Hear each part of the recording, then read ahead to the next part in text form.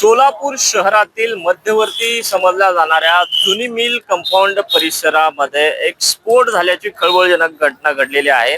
आपण सध्या याच ठिकाणी आलेलो आहोत आणि पाहू शकताय की आपण कशा पद्धतीनं या कारची छिन्न विछिन्न अवस्था झाल्याचं एकूण चित्र पाहायला मिळतंय।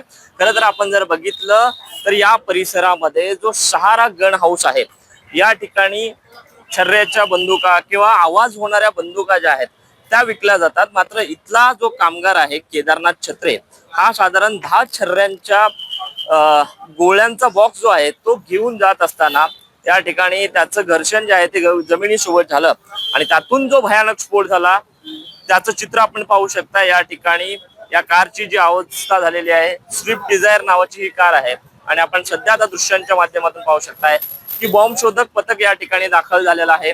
नेमकं कशामुळे हा स्फोट झाला याचा शोध घेण्यासाठी आपण जर बघितलं तर या ठिकाणी डॉग स्क्वॉड सुद्धा या ठिकाणी आल्याचं एकूण चित्र पाहायला मिळत आहे। खरं तर या स्फोटमुळे शहरामध्ये अतिशय भीतीदायक वातावरण जे आहे ते निर्माण झालेलं होतं। खरं तर गंधकाच्या अतिवापरामुळे हा स्फोट झाल्याचं प्राथमिक स्वरूपात आपल्याला पाहायला मिळतंय आणि प्राथमिक स्वरूपात जी माहिती मिळते की त्यानुसार सहारा गन हाऊस याच्या मालकावरती सुद्धा गुन्हा दाखल होण्याची शक्यता या ठिकाणी निर्माण झालेली आहे। खरं तर या स्फोटामध्ये जो केदारनाथ छत्रे नावाचा जो या ठिकाणचा कामगार होता त्याला त्याच्या दोन्ही पायांना मुकावं लागले, दोन्ही पाय त्याचे या संपूर्ण स्फोटामध्ये निकामी झाल्याचं चित्र आपल्याला पाहायला मिळतंय आणि त्यामुळं त्याला सध्या सोलापुरातील शासकीय जे हॉस्पिटल आहे त्या ठिकाणी दाखल करण्यात आलेला आहे। मात्र एकूणच हा जो स्फोट झालेला आहे तो नेमका कशामुळे झालेला आहे आणि याची मागची कारणं काय याचा शोध घेण्याचं काम पोलीस जे आहेत ते युद्ध पातळीवर करतायत। मात्र या स्फोटामुळे संपूर्ण शहरामध्ये एकूणच खळबळ मारल्याचं चित्र आपल्याला पाहायला मिळत आहे। कारखानागशीचे पाच विश्वभूषण लिमाय, साम टीव्ही न्यूज, सोलापूर।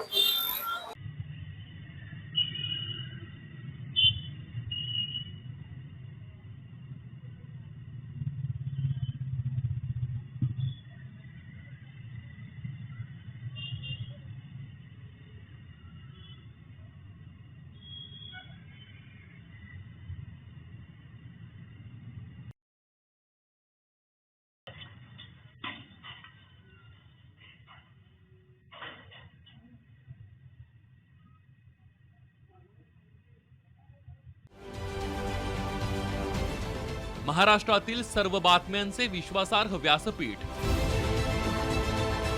सकाळच्या सर्व सोशल मीडिया प्लॅटफॉर्मला लाईक, फॉलो आणि सबस्क्राईब करा। तसंच सर्व नोटिफिकेशनसाठी बेल आयकॉन प्रेस करायला विसरू नका।